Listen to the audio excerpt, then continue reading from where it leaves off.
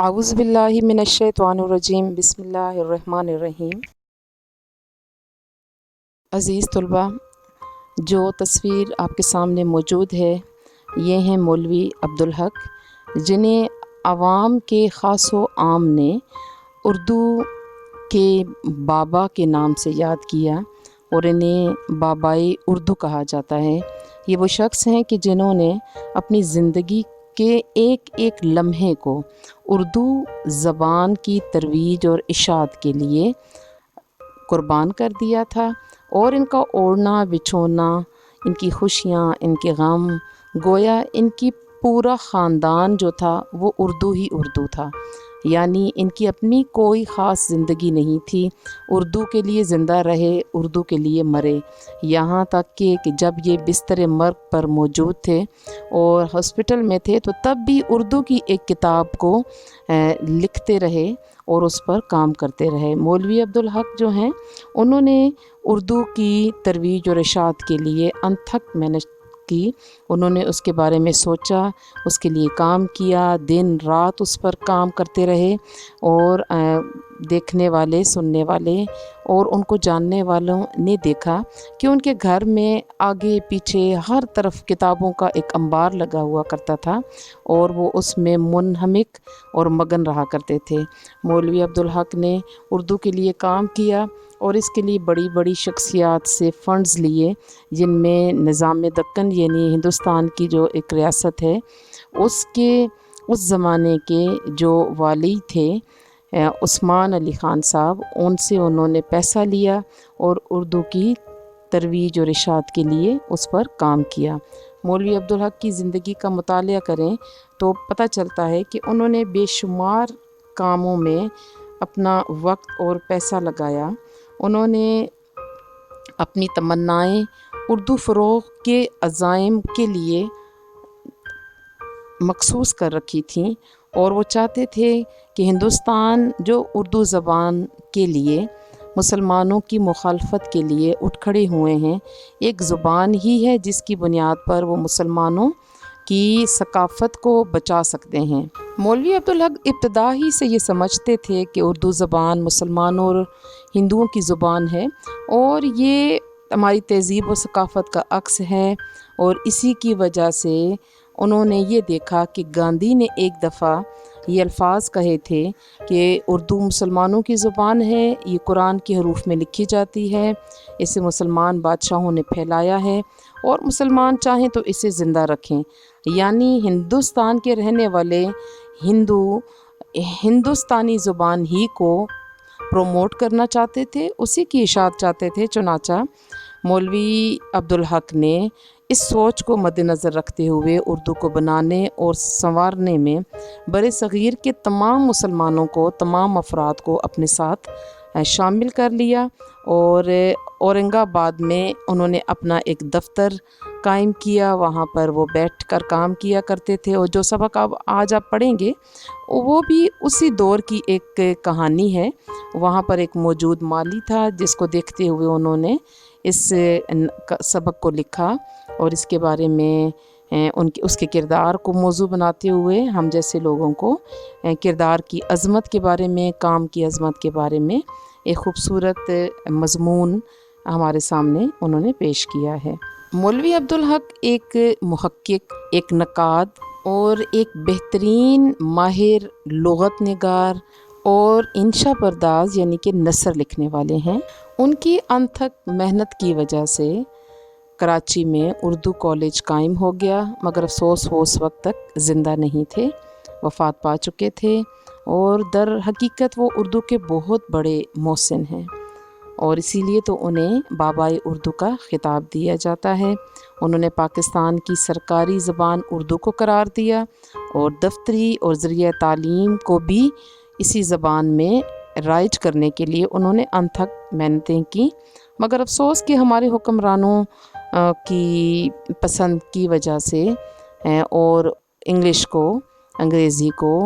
بین الاقوامی زبان قرار دینے کی وجہ سے مسلمانوں اور خاص طور پر ہندوستان کے مسلمانوں کی ازلی احساس کمتری کی بنا پر اس زبان اردو کو وہ مقام حاصل نہ ہو سکا جس کے لیے بہت سے محسنوں کے کام بھی بیکار چلے گئے، اور ہم آج بھی غلامی کی اس زنجیر یعنی انگریزی زبان کے ساتھ منسلک نظر آتے ہیں۔ مولوی عبدالحق کا سونا، جاگنا، اٹھنا بیٹھنا، کھانا پینا، پڑھنا لکھنا، آنا جانا، دوستی، تعلقات، روپیہ، پیسہ، غرض کے سب کچھ انجمن اردو کے لیے وقف تھا۔ وہ اپنی ساری تنخواہ انجمن کی نظر کر دیتے، بعد میں جو ان کو پینشن ملتی تھی اس کو بھی مکمل طور پر اردو ادب، اردو کی تنظیم کے لیے یعنی کہ اردو کی اشاعت کے لیے وقف کر دیتے تھے۔ لکھنے پڑھنے سے بھی جو آمدنی ہوتی تھی وہ بھی انجمن کے کھاتے میں جاتی رہی، اور وہ زندہ رہے تو اردو کے لیے، اور جب وفات پا رہے تھے تو اس وقت بھی وہ اپنی مارکۃ الآراء ایک مقدمہ کتاب تھی، قاموس الکتب، اس کے اوپر وہ کام کر رہے تھے۔ اور مولوی عبدالحق نے اپنی زندگی کو پاکستان کے مسلمانوں کی فلاح و بہبود کو مد نظر رکھتے ہوئے ہماری قومی زبان اردو کے لیے وقف کر رکھا تھا۔ علی گڑھ کالج اور سر سید احمد خان کی تحریک کا بہت سے مسلمانوں کی زندگیوں پر بہت گہرا اثر ہے۔ اسی طرح مولوی عبدالحق نے بھی علی گڑھ کالج سے ہی تعلیم حاصل کی، اور ان کی ذات پر بہت گہرے اثرات مرتب کیے اس کالج نے، اور یہاں پر ہی رہتے ہوئے انہوں نے اردو زبان و ادب کو ترقی دینے کے بارے میں سوچا، اور یہیں سے انہوں نے تعلیم حاصل کی، یہیں سے انہوں نے وہ تحریک اور جذبہ حاصل کیا جس کی وجہ سے تمام زندگی وہ اردو ادب کے فروغ کے لیے مصروف رہے۔ یہی وہ کالج ہے جس نے مسلمانوں کی آزادی، ان کی تحریک اور قیام پاکستان کے لیے ایسے جید لوگ تیار کیے، ایسے بہادر اور ڈٹ جانے والے لوگوں کا ایک جتھا تیار کیا کہ جنہوں نے اپنی کوشش سے پاکستان کو حاصل کیا۔ انہی لوگوں میں مولوی عبدالحق جیسے لوگ تھے کہ جنہوں نے جہاد کیا اپنے قلم سے، جنہوں نے جہاد کیا اپنی زبان سے، جنہوں نے کام کیا پاکستان کے لیے، اور وہ اس انداز میں کام کیا کہ اردو زبان کو اس کی قومی زبان بنانے، اور اردو زبان جو کہ مسلمانوں کی شناخت ہے اس کو زوال سے بچانے کے لیے انتھک محنت کی، اور آج اسی لیے وہ مسلمانوں کے، پاکستانیوں کے دل میں زندہ ہیں اور بابائے اردو کہلاتے ہیں۔ کوئی شخص بھی اس وقت تک بڑا انسان نہیں بن سکتا جب اس کو کسی بڑے انسان نے جنم نہ دیا ہو، جب تک اس کی تعلیم و تربیت کسی بڑے انسان نے نہ کی ہو، جب تک اس کی رہنمائی کسی بڑے شخص نے نہ کی ہو۔ چنانچہ ہم دیکھتے ہیں کہ مولوی عبدالحق کی زندگی میں ان کو جو استاد، ان کو جو رہنما اور ان کو جو ساتھی ملے، پروفیسر آرنلڈ اور مولانا شبلی نعمانی کے وہ شاگرد رہے۔ پروفیسر آرنلڈ وہ ہیں جنہوں نے علامہ اقبال کی شخصیت سازی میں اہم کردار ادا کیا تھا۔ اسی طرح مولانا شبلی نعمانی کے کارناموں سے آپ واقف ہیں، آپ اس نصاب میں ان کے بارے میں پڑھ چکے ہیں، اور مولانا ظفر علی خان صاحب ان کے ہم جماعت رہے۔ آپ انہی بہترین لوگوں کے ساتھ رہے، اور انہی کی وجہ سے آج ہم انہیں بابائے اردو کے نام سے جانتے ہیں۔ مولوی عبدالحق کو ان کے کارناموں کی وجہ سے اردو ادب کے لیے ان کے کیے گئے گراں قدر کاموں کی وجہ سے مختلف یونیورسٹیز نے اپنی اعزازی ڈگریاں عطا کیں۔ یہ جو تصویر آپ دیکھ رہے ہیں طلباء، یہ ایک اعزازی ڈگری کی تصویر میں نے آپ کے لیے منتخب کی ہے تاکہ آپ اسے دیکھ سکیں یہ کیسی ہوتی ہے۔ چنانچہ الہ آباد یونیورسٹی اور علی گڑھ مسلم یونیورسٹی نے انہیں ڈاکٹریٹ کی اعزازی ڈگریاں عطا کیں۔ اعزازی ڈگری کا مطلب یہ ہوتا ہے آپ نے اگرچہ اس یونیورسٹی میں باقاعدہ تعلیم حاصل نہیں کی ہوتی، 2 سال 4 سال آپ نے وہاں پر اس مضمون میں تعلیم حاصل نہیں کی ہوتی، وہاں پر باقاعدگی سے کلاسیں اٹینڈ نہیں کی ہوتی، مگر آپ کے کارناموں کی وجہ سے آپ کے علمی اور ادبی کام کو مد نظر رکھتے ہوئے آپ کو وہ یونیورسٹی اپنی ڈگریاں عطا کرتی ہے۔ دنیا کے بہت سے مشہور لوگ ہیں، چاہے انہوں نے معمولی تعلیم ہی حاصل کی تھی، مگر ان کی کسی خاص کردار کی وجہ سے انہیں دنیا کی مختلف بڑی بڑی یونیورسٹیز نے اپنی ڈگریاں عطا کی ہیں، اور بہت سے لوگ اس میں شامل ہیں، عمران خان جیسے لوگ، اور بہت سے کرکٹرز ہیں، اس کے علاوہ بہت سے سوشل ورکرز ہیں، بہت سے سیاستدان ہیں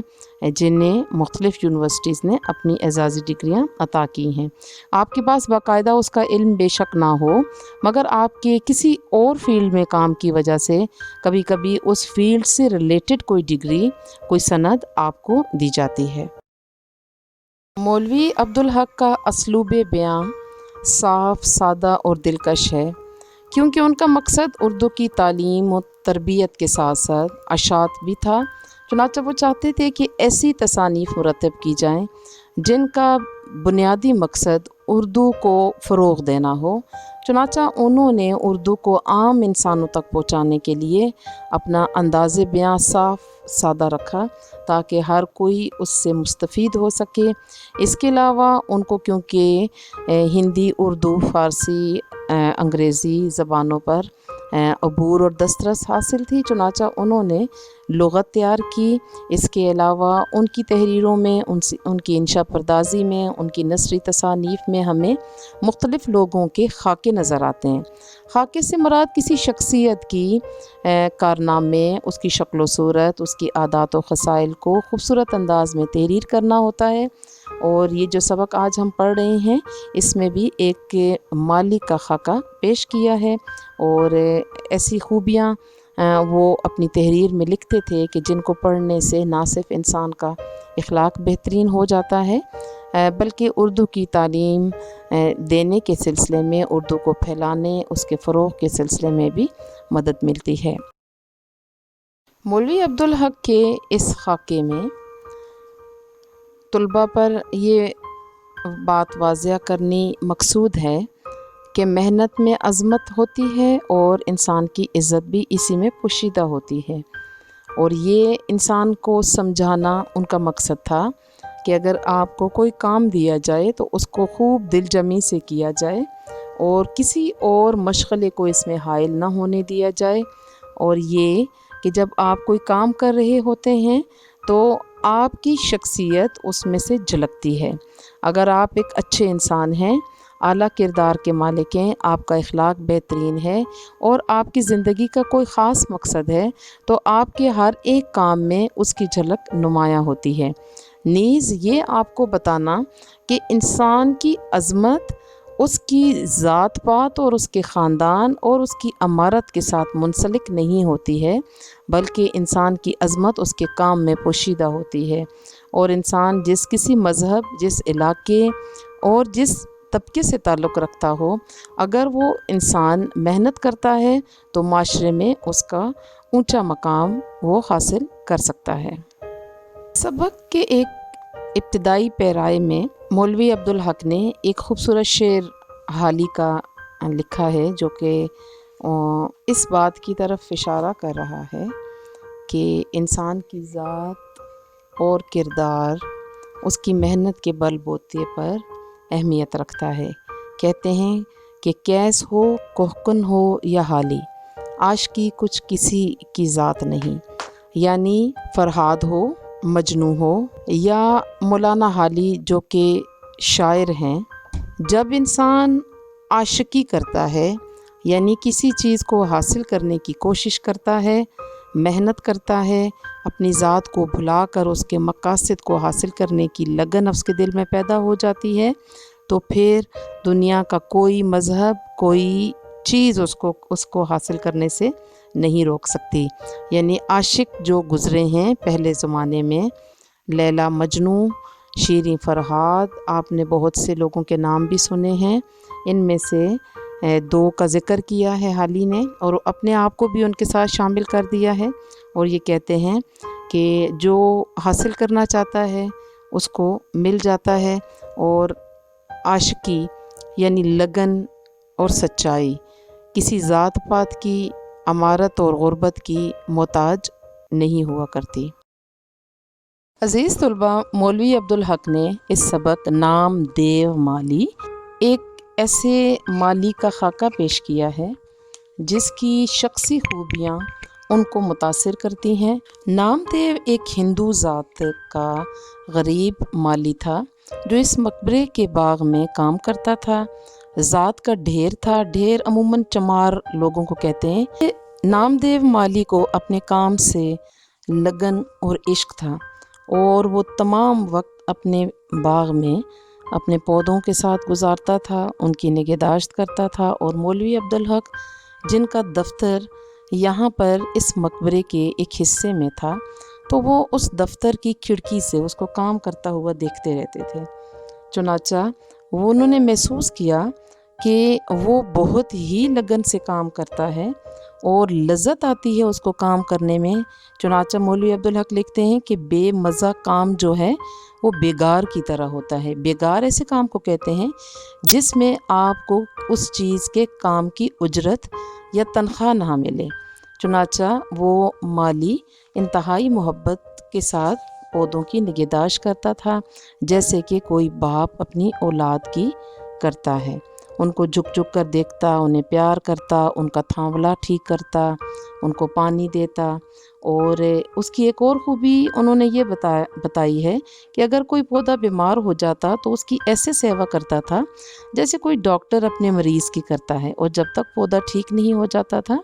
وہ لگن سے اس کی توجہ سے اس کی نگہداشت میں لگا رہتا تھا، اور اس کے پودے ہمیشہ کامیاب ہوتے تھے، کوئی پودا ضائع نہیں ہوتا تھا۔ اور پھر یہ بتایا گیا ہے کہ اس میں ایک اور خوبی تھی، ایک سکل تھی، ایک ماہرانہ خصوصیت اس میں پیدا ہو گئی تھی کہ پودوں کی خوبیوں کو جانتا تھا کہ کون سا پودا کس بیماری میں کام آتا ہے۔ چنانچہ وہ بچوں کا علاج خصوصاً کرتا تھا اور لوگوں کو اس علاج کے سلسلے میں مدد فراہم کرتا تھا، اور کوئی ان سے اجرت اور پیسہ نہیں لیا کرتا تھا۔ خود بھی صاف ستھرا رہتا تھا، اپنے چمن کو بھی صاف رکھتا تھا۔ اور ان کے بارے میں یہ بتایا گیا ہے کہ انسان جو ہے فطرتاً کاہل اور کام چور واقع ہوا ہے، مگر نامدیو مالی بہت ہی لگن سے کام کرتا تھا۔ اس کے ساتھ کے جو دوسرے مالی تھے وہ کام چوری کرتے تھے، مگر اس کے اندر یہ چیز نہیں تھی، اور اس کو کبھی بھی ستائش اور صلے کی تمنا نہیں ہوتی تھی کہ کوئی مجھے انعام دے یا مجھے شاباش دے۔ وہ بس اپنے ہی جی میں گویا عشق کرتا تھا اپنے کام کے ساتھ اور کام میں لگا رہتا تھا۔ ایک وقت ایسا آیا کہ پانی کی قلت ہو گئی تو وہ دور دراز سے گھڑوں میں پانی اٹھا کر لاتا اور اپنے پودوں کو پانی سے سینچتا رہا، اور اس طرح اس نے باغ کو پانی کی قلت کے زمانے میں بھی سوکھنے اور جلنے سے بچا لیا۔ پھر اس کے بعد ہم دیکھتے ہیں کہ نامدیو مالی کو جب انعام دینا چاہا تو اس نے کہا کہ میں تو اپنے بچوں کو پالنے پوسنے کا کوئی انعام نہیں لوں گا، یعنی کہ میں اپنے پودوں کے ساتھ جو محبت کرتا ہوں اس کو انعام کی ضرورت نہیں ہے۔ پھر ہم یہ دیکھتے ہیں کہ اعلیٰ حضرت حضور نظام کو اورنگ آباد میں جب باغ لگانے کا خیال آیا تو انہوں نے نامدیو مالی کو بلا بھیجا۔ وہ نامدیو مالی کی ماہرانہ شخصیت، مشورے، رائے اور کام کے سامنے دنیا بھر سے آئے ہوئے مالیوں کی کوئی حیثیت نہ تھی۔ اس کے بعد بتایا گیا ہے کہ ایک دفعہ نامدیو مالی کام کر رہا تھا لگن سے کہ کہیں سے شہد کی مکھیوں کا حملہ ہوا۔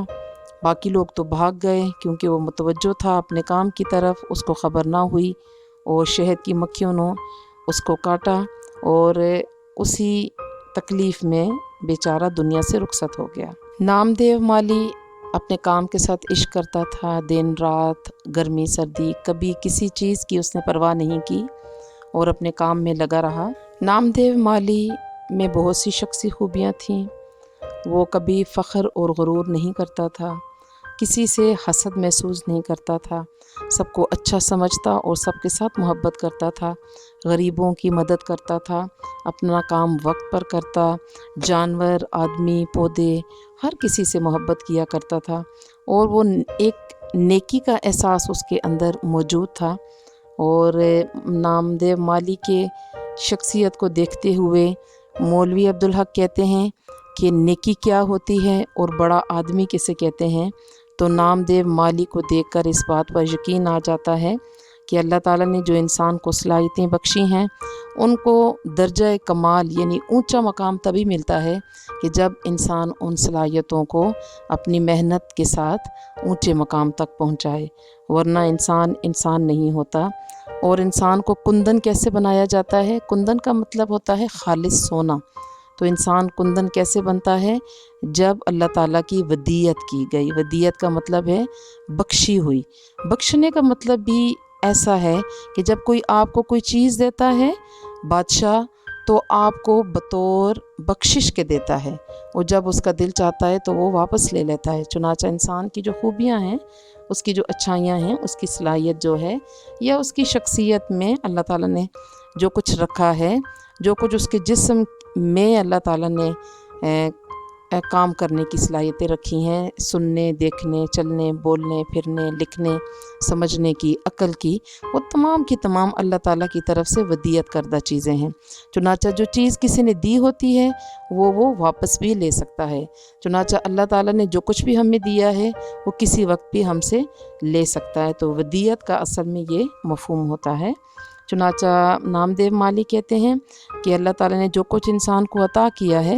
وہ اونچا مقام تبھی حاصل کرتا ہے جب ان تمام چیزوں کو وہ درجہ کمال تک پہنچاتا ہے،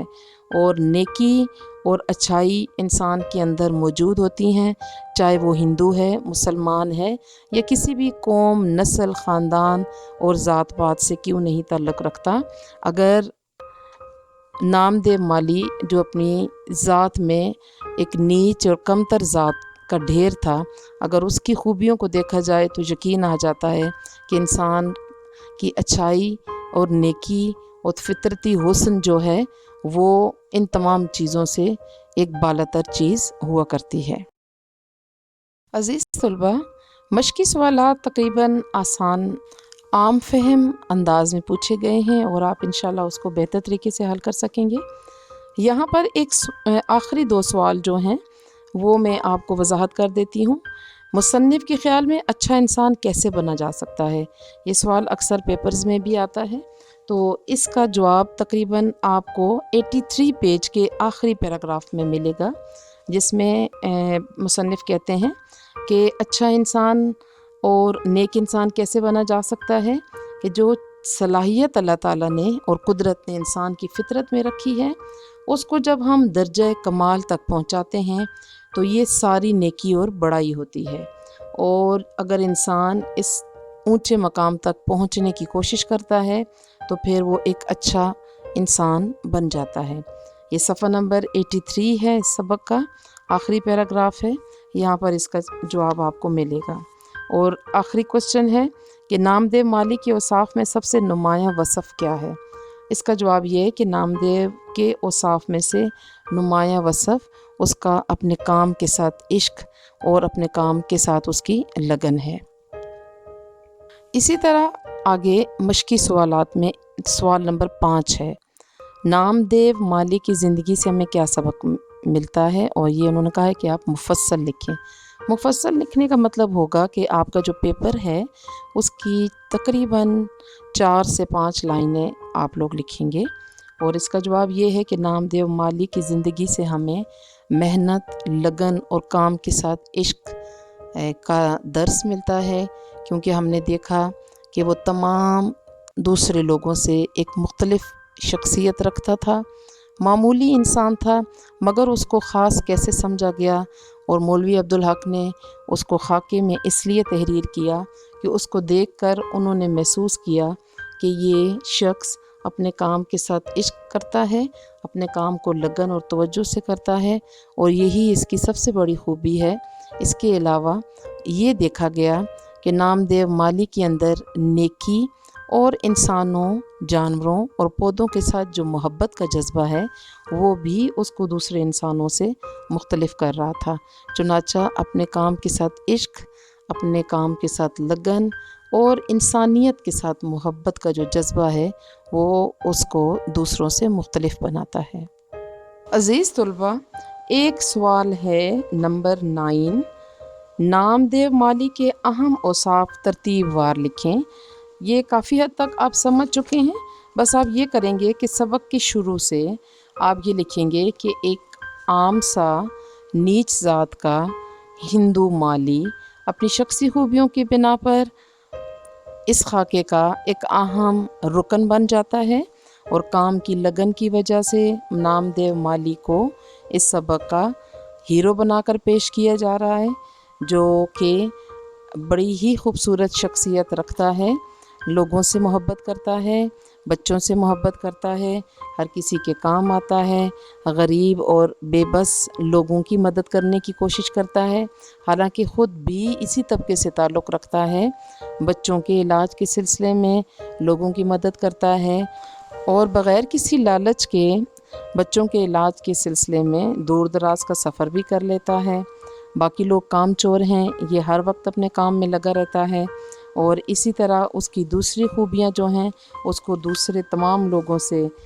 مختلف کرتی ہیں۔ جب مشکل وقت آتا ہے تو وہ اپنی جان کی پرواہ نہیں کرتا اور کام میں لگا رہتا ہے، جب قحط کا وقت آتا ہے تو وہ قحط سالی کے ان دنوں میں دور دراز سے پانی بھر بھر کے لاتا ہے اور اتنے بڑے چمن کو تر و تازہ رکھتا ہے، اور اس کے اندر ماہرانہ خوبی ہے، صرف اور صرف کام کے لگن اور دھن کی وجہ سے سچا لگاؤ ہے اسے کام سے، اور اسی کی وجہ سے اس کا کام جو ہوتا ہے مہاکاج ہوتا ہے، اور دنیا بھر سے آئے گئے مالی اس کے سامنے ہیچ ہوتے ہیں۔ اسی طریقے سے سادہ ہے، بھولا بھالا ہے، منکسر المزاج ہے، چہرے پر اس کے بشاشت اور لبوں پر مسکراہٹ ہے، ہر کسی سے جھک کر ملتا ہے، غریب ہے، تنخواہ کم ہے، مگر اپنے بھائیوں کی مدد کرتا ہے، اور اپنے کام سے عشق ہے اس کو، اور انسانوں اور حیوانوں سے، پودوں سے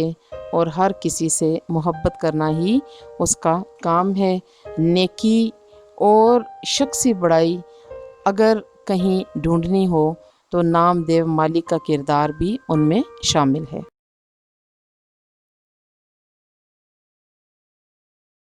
عزیز طلباء، آپ کے سبق نامدیو مالی کے اہم مشقی سوالات اور ان کی وضاحت مکمل ہو گئی ہے۔ سبق کے تمام اقتباسات کا خلاصہ ان کی عام فہم تشریح کے ساتھ بھی میں نے آپ کے سامنے پیش کر دیا ہے۔ اب اس مشق کے مشقی سوالات جو تھوڑے مشکل تھے اور وضاحت طلب تھے، وہ بھی میں نے آپ کے گوش گزار کر دیے ہیں۔ اس مشق کے کچھ اہم گرامر اور قواعد سے ریلیٹڈ کچھ کوسچنز ہیں، وہ انشاءاللہ اس کے ساتھ اگلی ویڈیو میں انشاءاللہ اپلوڈ کر دوں گی آپ کے لیے۔ مجھے امید ہے کہ آپ اس کو غور سے سنیں گے اور ان سوالات کے جوابات لکھیں گے اور اس کو اگنور نہیں کریں گے، کیونکہ میں نے دیکھا ہے کہ آپ اپنا روزمرہ کا اردو ہوم ورک اتنی توجہ سے نہیں کر رہی ہیں۔ لاک ڈاؤن کے دوران کیا جانے والا یہ کام آپ کے لیے بہت اہمیت رکھتا ہے، اور انشاءاللہ جب آپ میٹرک کے امتحانات کے لیے ایگزام دیں گے اور اس وقت جب آپ کی رینکنگ ہوگی تو یہ تمام چیزیں آپ کے بہت کام آئیں گی، آپ کی مددگار ہوں گی۔ آپ سے میری گزارش ہے کہ میرے چینل کو ضرور سبسکرائب کر لیں اور بیل آئیکن کا بٹن پریس کریں، لائک کریں، کمنٹ سیکشن میں مجھ سے کوسچنز پوچھا کریں آپ لوگ، تب آپ کو انشاءاللہ اس سے مدد ملے گی۔ اللہ حافظ۔